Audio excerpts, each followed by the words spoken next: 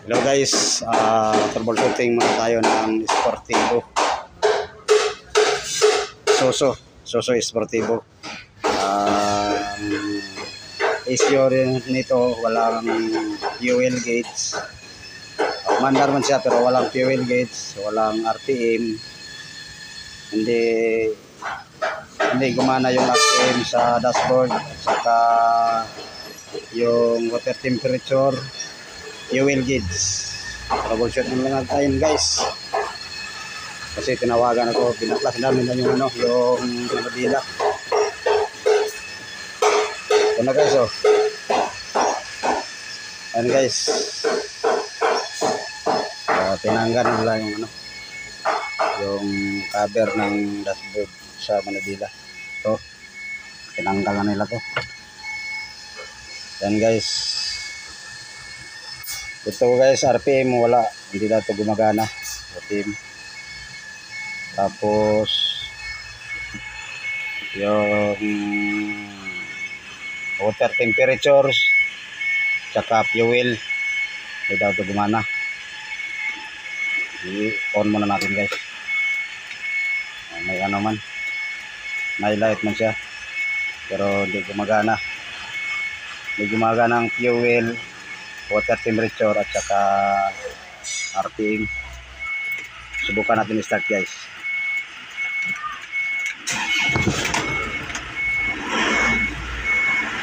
Okay guys. Hindi gumana. Troubleshoot muna natin guys. Yung bakit hindi gumana yung RPM.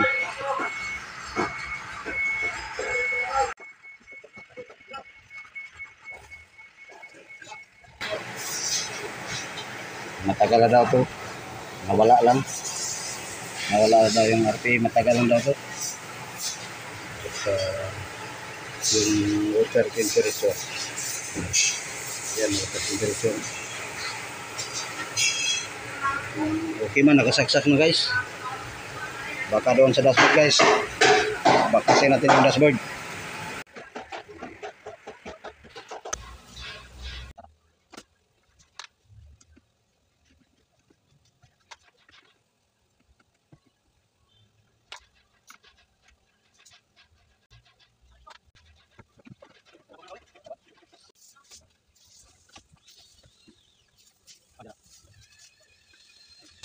Ito na guys, napaklas ko na yung dashboard. Ito na tayo sa sakit guys.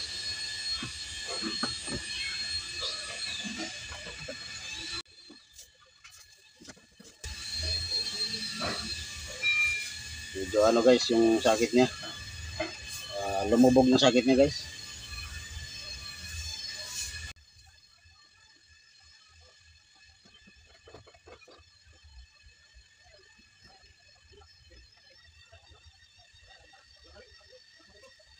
Subukan natin may saksak guys kung okay na ba to.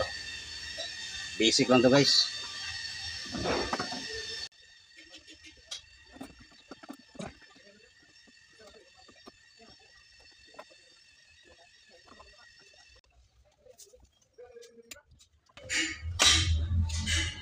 So nasaksak ko na guys.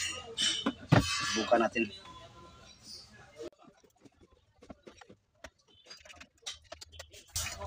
Meron na guys.